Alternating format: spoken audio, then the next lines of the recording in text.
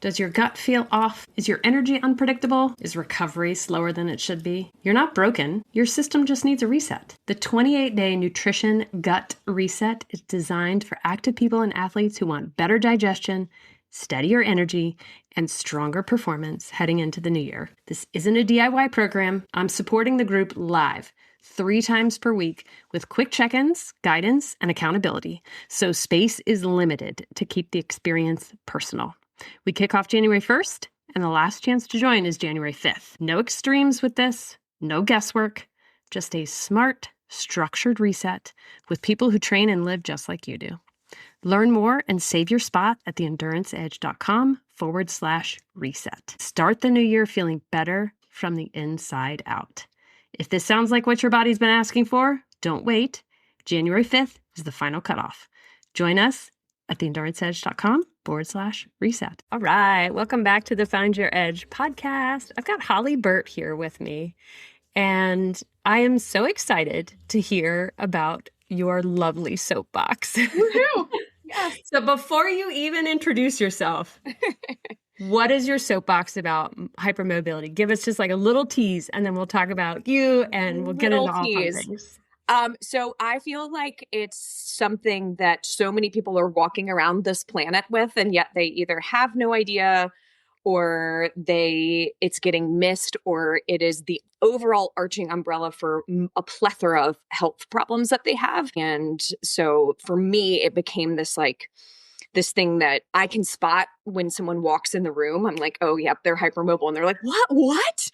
And it has opened so many doors for people. So my soapbox is mainly just along the lines that it's something that I feel like is starting to get some chatter, but for a long time has been overlooked. So. Oh, love it. Okay, cool. So Holly Burt, welcome to the show, and tell us about yourself. I'm a physical therapist. I have a wellness center called State of the Art located in Raleigh in the 5 Points area. We actually just moved to a big new clinic. I've been practicing. It's beautiful, by the way. Thank you. Yeah. Thank you. Yes, we've got some strength classes on Monday and Wednesday nights there. Yeah. Little shout out. I have been practicing for 16 years, going on 17. Holy moly. I'm a Raleigh native, which is rare. And I went to school, practiced. My soapbox started when I started I worked backstage with the Washington Ballet in DC, and that was my first. I didn't know that. It was so cool. And so dancers, obviously, super hypermobile and yet very strong, and so that became my passion early on. And then it started filtering into what I'll call the normal population that aren't professional dancers. And I just started recognizing it everywhere. So that's my background. But yeah, I moved back to Raleigh in 2015, and I've been setting up shop here ever since. That's so cool. You're like the hypermobile sensor. You can just walk in, you're like, I know it. See, I worked with a doctor, and he told me that he could shake someone's hand and tell if they were hypermobile. And I thought he was just like a voodoo doctor. And now I'm like, oh, like I can see it in the waiting room. So, yeah. So now I guess I'm the voodoo doctor. You are the voodoo doctor. Yeah. So good. Yeah. Oh my goodness. But you know what? That is I love that you found your purpose. Yeah. And your passion. Yeah. That's truly, to me, that's voodoo. Yep. That's good voodoo. It's good voodoo. Yeah. It's totally good voodoo. Friendly kind. I do stab people with needles, dry needling, but still. Maybe it's real voodoo. Okay. Yeah. Oh, it's so good. All right. So you worked with professional dancers, and I'm going to give a little shout out to yourself because I know you're probably going to be too modest to say this. But you somewhat recently got into triathlon and also have been freaking crushing it. Thank you. Just had a nice little trip to Worlds. The best. Mm-hmm. Yes. Mm-hmm. Yes. Yeah. So good. So now, you're in the multi-sport lifestyle. It is part of your nature. Fully addicted. I told Chris before we got started that I just did an FTP test about 1 hour ago. So we're going to see how my brain is working right now. If that were me, I would be eating cookies while on this call and drinking probably a mocha. Yes. This is some warm coffee, much needed post talk. Yeah. So good. Okay. So tell us about hypermobility. What is it? And we know that you're the voodoo doctor and you can sense it, but clearly other people can't sense it. So like, what is it? And why is it that so many people don't know that they have it? Yeah. So let's talk a little bit about the difference between hypermobility and flexibility. Mobility is something that is in your collagen, in your skeletal system. So you have two things that hold your joints together. You have muscles, tendons. The tendons are the end of a muscle, and you have ligaments. Everyone has all of those things. That is universal for human beings. Hypermobile people, their ligaments, I say, they're overstretched like an overstretched rubber band, and they were made that way. That it sometimes it was acquired, which I'll talk about in a second, but most of the time it is just how you are put together. And that affects not only your joints, so you're bendy, if you will, double jointed. Maybe when you were a child, you could do cool party tricks like back bend or put your foot behind your head or those sort of things. But it also affects your gut in terms of your digestion, which you could potentially speak to, Chris.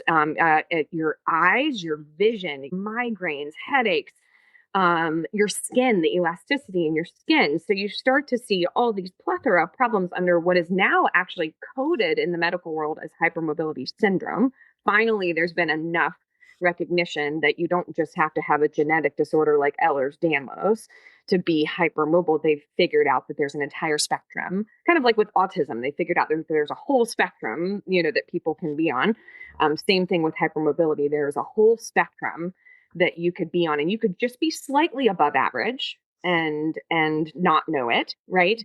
Because most people, I think, that, oh, if you're hypermobile, you're a professional dancer, right? And that is not necessarily true. And then take that into the endurance world. We're dealing with really strong humans, and when there's strength, it can mask the hypermobility piece, because you're strong, so your muscles are making up for the laxity in the ligaments. So that is hypermobility. Flexibility is more something that's acquired. You work to be able to touch your toes, and you work to be able to stretch a little bit. So you're stretching the muscles. So you're talking about the length of the muscles, not the innate composite of the joint. So how common is this? Because I mean, I feel like I see people who are just not mobile or not flexible. Yes. Yes. So it seems like it's rare, but tell us about that. No, it's much more common in women, I will say.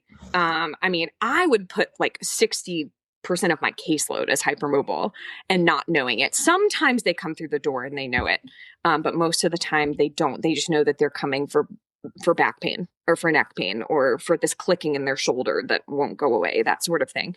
And then I have to teach them about their body and educate them. But I would say, I mean, I truly think like half the people in the world are hypermobile, but I do not have stats for you, but that's just my made up stat that I have. Yeah. Okay, cool. But we're talking about on the spectrum, right? So meaning if 0 is the most inflexible person you've ever seen and 10 is that Gumby dancer, you're a 6. So you're just slightly more mobile than the person next to you in Pilates class, but not so mobile that you really know it. But it shows up in anecdotes. Like, okay, when you sit, can you not sit still? Like you can never find a comfortable position. Or is it really comfortable for you to sit on your feet in this really like funky, I call them fidgeter. Like they are fidgeters because you can't find a comfortable position because your joints are always moving. So there are these little cues that I'll ask questions and it helps people tease out like, oh, I didn't know that's why I did that. Or I didn't even know I was doing that. I thought everyone did that. So yeah. So it's almost like that's maybe not quite a red flag, but like an indicator. Maybe you don't have ADHD. Yeah. Maybe your body just doesn't feel good. And it just doesn't feel, it's trying to find in range. The body feels actually comfortable when it's hypermobile. It feels comfortable when it's compressed. So that could be like you sleep with your hands behind your head, or like just funky little things that again, you think everyone does. And unless but hypermobile, you don't do that. And then the other piece that I typically educate on is people are like, but okay, I hear you saying I'm hypermobile, but why am I so tight? Like you say I'm hypermobile, but like, look at my hamstrings, like why am I so tight? And that is where me as a PT and then working with personal trainers and doing strength sessions, like you're tight because your muscles are weak. So your muscles are having to do twice as much work as the person next to you who's not hypermobile, because they have ligaments that help them hold themselves together, and you have ligaments, but they're not doing anything. And so your muscles have to be twice as strong. So the only way they feel strong is to be tight. And so it is the hardest pill to get my hypermobile patients to swallow, where I'm like, you know how you love to stretch and go to yoga class and, get tons of massages because you just feel so tight. And they're like, yes. I'm like, is that working? Well, no. Okay. So you actually need to strengthen, and that will make you looser. And they just are like, what?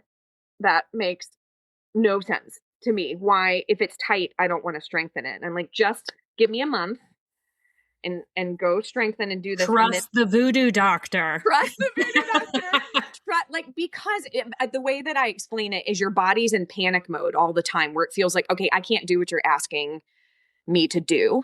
And so I'm just going to stay super tight because that's the only way I know how to hold you together. Well, if you pull and stretch on these muscles that are telling you, I don't feel comfortable being loose, then it'll feel good for a second, but then they're just going to rebound to tight, if not tighter. So the only way to actually ultimately get looser is to get stronger, which just seems, again, counterintuitive. I shouldn't go lift weights. That's just going to make me tighter. And it's actually like, no, actually your body will feel less tight. And your hamstrings can release because now you have your core holding you together instead of your hamstrings just screaming and holding on for dear life, trying to hold you together because your hips are so loose. Yeah. So, yeah.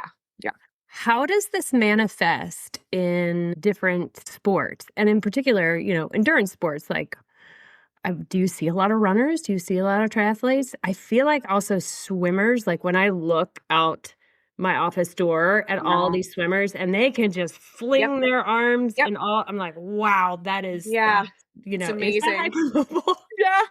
And some of that could be acquired, that they at a young age took a bar behind their head and were stretching their shoulders back, and they actually have overstretched their ligaments, which, by the way, you can't undo. Once they are stretched, they are stretched. So if I do get younger athletes, not that I want to discourage them from being good at their sport, but I do just try to encourage them more on that strength piece than just yanking on their joints. I would say it shows up in repetitive injuries, right? Because again, you're getting a lot of friction, tendonitis, bursitis, you're getting a lot of friction in some of these areas where, again, there is connective tissue tightness because of that underlying weakness that we just spoke of. And so I see some issues there. Cardiovascularly, it can show up because it can affect your heart rate as well. So there may be some issues. And I don't have this is going to be individualized, but a hypermobile person's zone 2 may be very different than someone that's not. So just understanding your own personal metrics becomes really important, to not compare yourself to someone else if you're hypermobile. Or again, your heart rate could spike way higher than someone when you're going from the water to go up right to run to T1, because your body has to work so hard because the vascular system is overstretched, just like your ligaments trying to pump blood. So just being aware of that, like dizziness and seeing all the pretty colors, that is potentially something that has to do with the hypermobility, and you may have to take a moment. So that's kind of where I see it in that population. But as far as, runners and swimmers, like I said, it would be seeing some of those friction syndromes, the tendonitis, the bursitis, repetitive ankle sprains, because there's a lack of what's called proprioception, which is the ability to know where your body is in space. Again, because there's the extra ligaments. The ligaments give your body feedback, and you have really extra stretchy ligaments. So when you hit in range, you're on the ground, right? When someone else hit in range, their body can correct itself. So I see more commonly ankle sprains, that sort of thing. And so just balance training would be really important with a hypermobile athlete there, more so again than someone who doesn't have that component in their body. So what I'm hearing you saying is you might not just be a klutz. Yeah. Well, me, I'm not hypermobile, but I step on pine cones and sprain my ankle, so I can't speak for myself personally. But yes, let's give the hypermobile people a pass. And yes, they're not just a klutz; their body is working against them in a way. So yeah. So almost more like spatial awareness and strength training, balance work is what I heard, and then just some grace and space. Like when Yeah. you mentioned getting up out of the pool and like seeing stars, I know a lot of people will come to me and be like, is it my electrolytes? I mean, if we get those dialed in, then probably no. There are other Yeah. things that go along with that, It right? may just be if you take 5 seconds to breathe and let your body catch up, you're still going to have a quick T1 because you didn't face plant, Mhm. so I don't think you need necessarily see it as a hindrance. Just like you said, it's more of a grace. It's more understanding. That's, touching back to when you started and you're like, why is this your soapbox? I wanted to give that gift of, I want you to understand your body and not hate it, and see this as something that explains, instead of you having 18 things that are wrong with you, you only have one. And I'm not going to say it's wrong with you. It's just Yeah. something that you need to change how you approach things, how you train, and just give yourself, just that grace piece to help you be successful. Because certainly hypermobile could be excellent endurance athletes, Yeah. just may have to work a little harder on the strength component or strengthen differently. Um, yeah. So, Okay. So yeah, so let's talk about that. Like, especially knowing the demands of what goes into being an endurance athlete, it's almost like strength gets the short end of the stick. yeah, I yeah, think that, I think that all of us are on enough of a soapbox that people are making that shift, but yep, for sure. still it's a hard balance when people are like, okay, you want me to strength train 3 times a week, but then I also have to like swim so many times and bike so many times, and how many hours do I have in the day? And You just have no no. social life like me. Or just work and do triathlete stuff. Yeah. I think the strength piece, though, I would argue, as I'm sure you'll support me on this. I mean, if you have to cut down some of the other things in order to strengthen, it will carry over. It'll keep you injury free, which would put you on the bench anyway. If you're thinking about trying to have a long endurance career. And so, but the carryover to power on the bike, or, just again, just overall core strength. So balance and bike handling skills, and, strengthen the arms, lats, and triceps to be able to pull your body through the water. All of that will carry over. But specifically with hypermobility, you're going to have better body awareness.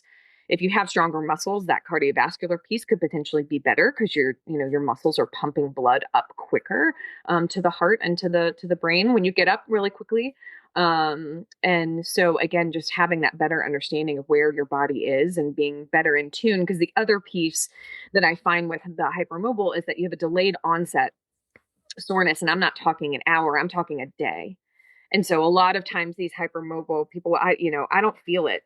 So I did like 50 side leg raises instead of the prescribed 15. And now I hurt.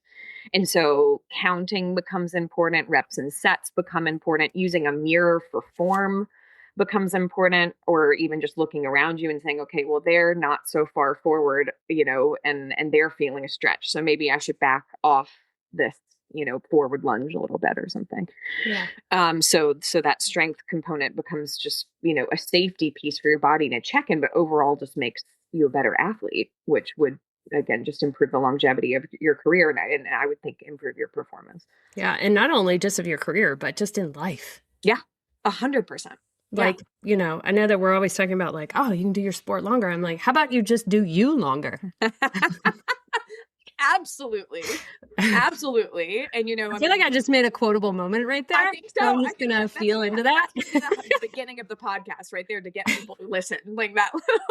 That's right. Yeah. I love it. Yeah. I mean, and one of the big complaints I hear is like, strength training is so boring. And I feel like you just haven't found the right playlist mix. Yeah. Right. Yeah. I mean, well, it could be playlist. I mean, absolutely. Music is one of those things, but,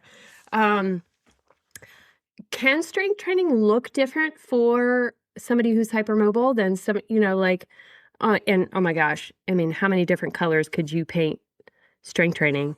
You could do the bodybuilder way. You could do you could use TRX. You can use body weight. You can use bands. And being hypermobile, I feel like maybe are there things that tend to improve satisfaction, or like, do you see where I'm getting at? Like, yeah, I 100% do. This is where I maybe have a like Debbie Downer answer, in just the sense that the muscle burning or the satisfying stretch, those sort of things are often absent because by the time a hypermobile person is feeling a really good burn in their muscle, they probably should have stopped. And so I tell those patients to use a lot of tactile feedback, meaning use their fingers. So if you're doing, let's say, a clamshell, for example, side lying, put your hand on your booty and feel with your hand that muscle working so that you get that satisfaction of, okay, it is firm. It is working. I just don't feel like I'm doing anything. I train with someone who is hypermobile and we do, toe raises to work on the tibialis anterior, which is what can cause shin splints. And, she swears she can do 100 and she doesn't feel anything. Here I'm next to her just burning, and I'm thinking you should stop. Like you shouldn't do 100 of those because tomorrow you're going to be like, man, my shins are like killing me. Why? What did I do? And so I think using mirrors, using your hands, being present and counting reps and sets, finding that good place, but you can lift heavy. I'm not saying to not do that. They're not a fragile egg. I want the strength component, but form becomes really important. You can't sling a kettlebell around because, you don't have ligaments that are holding your shoulder together. So be very aware of how you're moving. So that seems a little less fun because you have to, you really do have to concentrate. I mean, I preach the quality over quantity all the time. If you can only give me 5 good minutes, I'll take those 5 good minutes where you're present and that your core is engaged, your pelvic floor is firing, your form is good over 25 minutes where you spaced out and, did 100 toe raises and, now you have shin splints. So, I think maybe just using some things around you, maybe working out in a group. That can be a little bit more fun, I think, just to be aware there. We're actually trying, I don't have it yet, but I'm trying to create a hypermobile strength class because of this, so that it's a group of people who can talk about their bendiness and, still feel like they're working hard and throw in some balance training, some stuff that maybe you aren't used to doing, a lot of isometrics. So strong holds, you can hold a 70-pound weight and hold a lunge, that's fine. So I think maybe still finding that way to challenge yourself without the conventional strengthening can be a good way to make it a little bit more entertaining. Those were all such great tips. And what I also heard you say is, wait a minute, I can do 5 minutes of strength training and still get something out of it.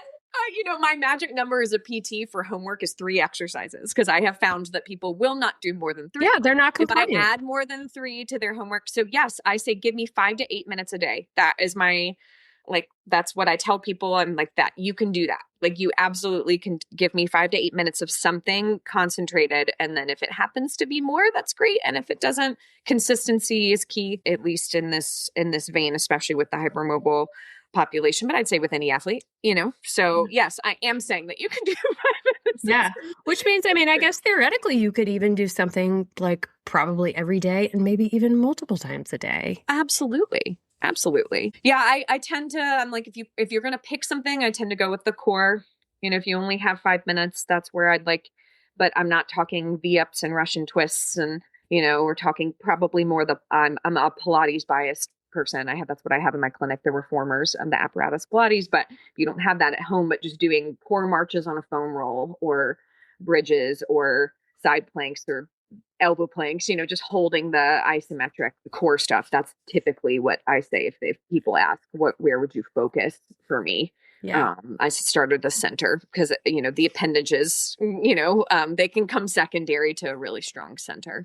And that obviously Pilates was created by a gentleman who wanted to support injured dancers. So it seems to me like Pilates is a really great fit because there is so much, from what I know of Pilates, there's so much control and focus, which also leads me, there's a guy at one of the gyms I go to. Listen, I'm not workout shaming, but he comes in and I know that he's got a young baby and he comes in and he's like on speed.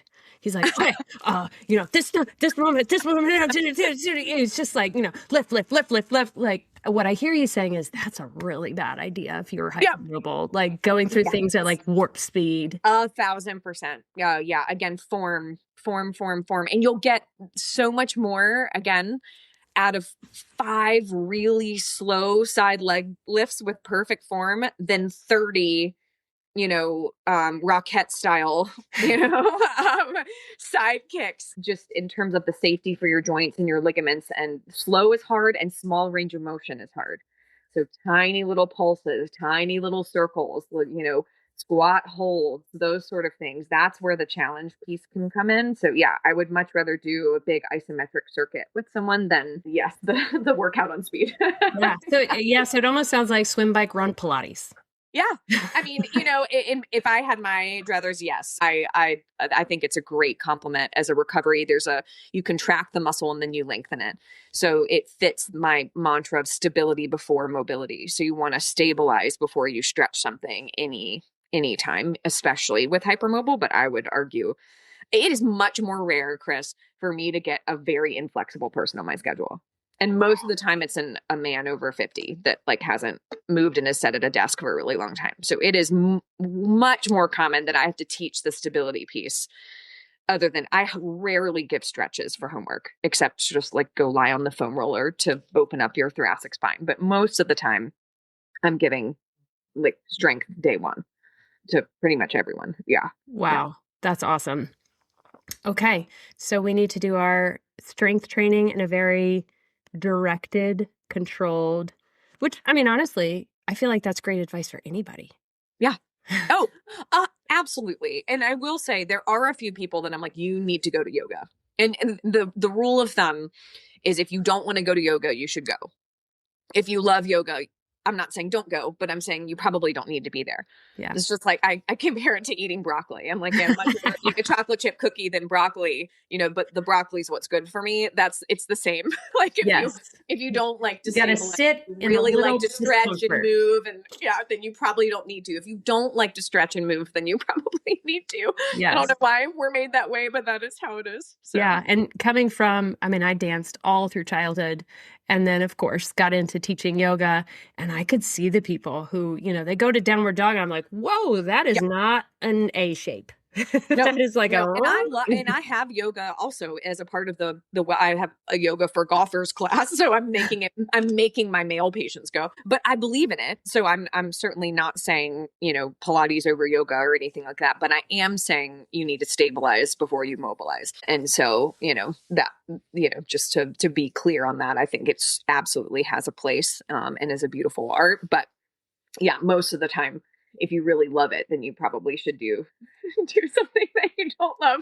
That's why I'm a little bit of a Debbie Downer. And you're like, how do you make it more fun? I'm like, I don't know. You just have to do it. You just have to do it. And find good music. That's what I got for you. Yes. I feel like it's at least better than paying taxes, right? Come on. That's great. Great. Sorry, I almost made you spit out your coffee. You did. This is my post FDP. I feel my blood sugar starting to rise. I'm like, okay, let me. Yes. Okay. All right. Mm-hmm. So if someone if they haven't seen you yet, because you're the hypermobile voodoo doctor and you can see it in them, right? If they haven't seen you yet and they're like, what if I'm hypermobile? Where am I perhaps on this scale? What are some of the top 1 or 2 steps that they can do? Should they go right to PT? Should they go to a physician? Yeah, that's a great question. I always think I'm biased because I do this for a living. So I think just an eval with a physical therapist to understand, okay, how actually hypermobile am I? When we talk about, there's a scale called the Beighton hypermobility scale that we're looking at shoulders, elbows, knees, can you palm the floor? Those sort of things. And a lot of clients come in, they're like, I can't do any of those things, but they do hyperextend their elbows, hyperextend their knees.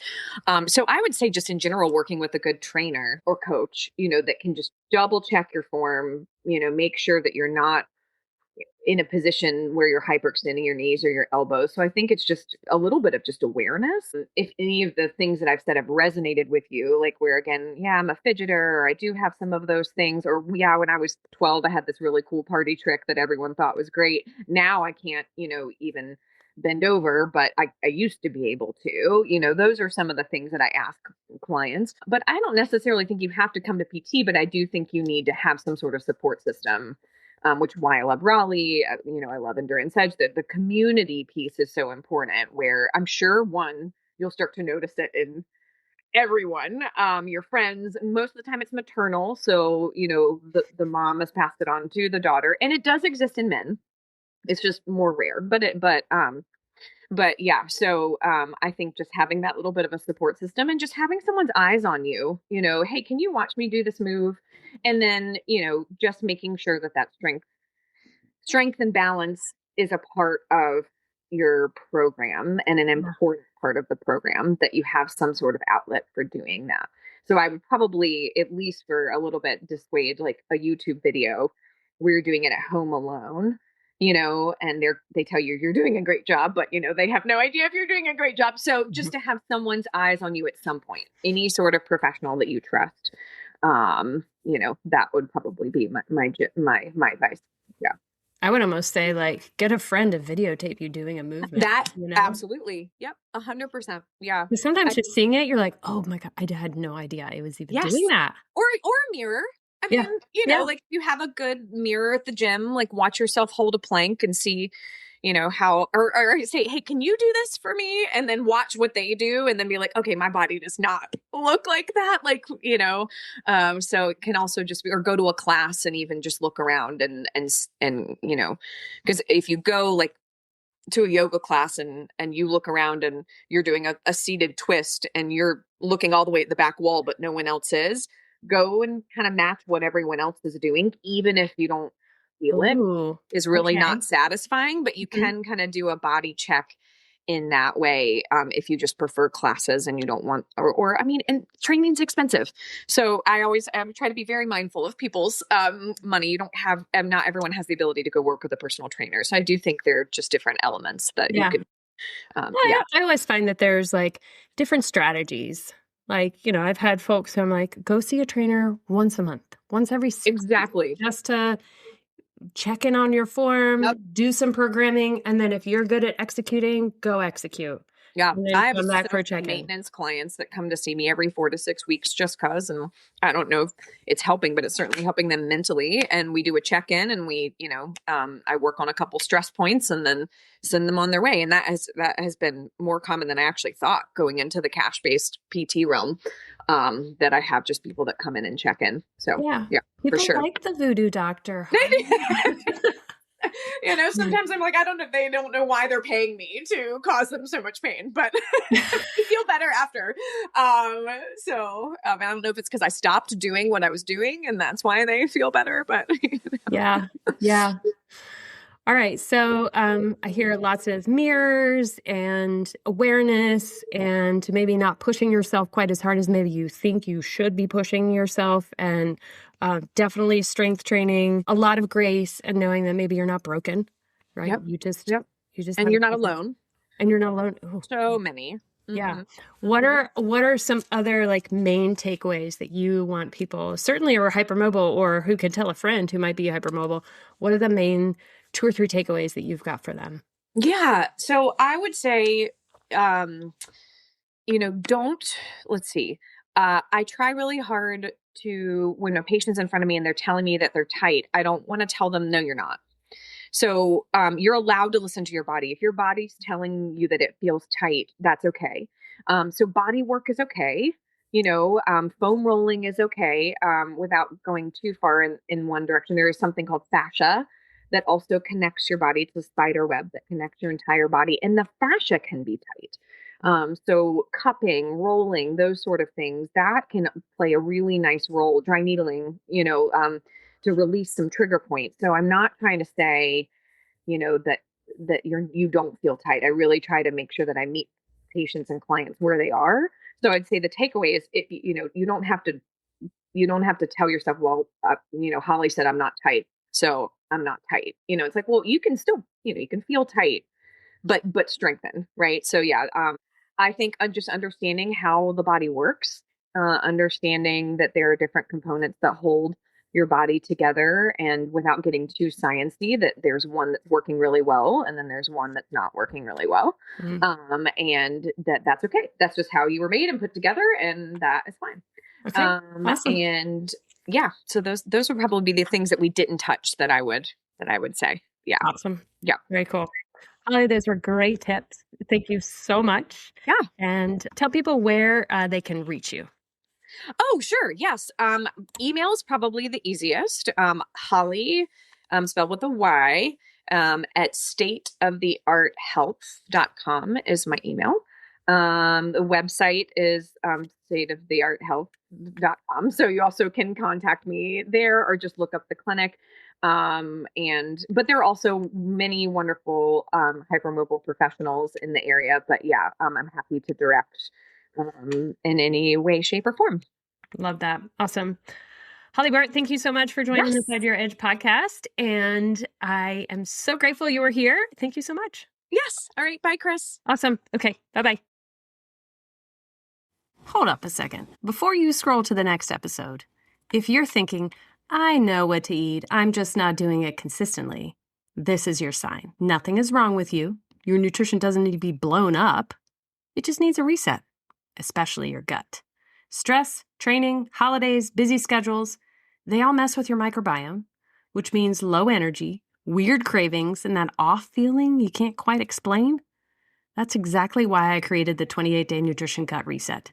No extremes, no perfection, just simple gut supportive habits, real structure, and live coaching so you're not doing it alone.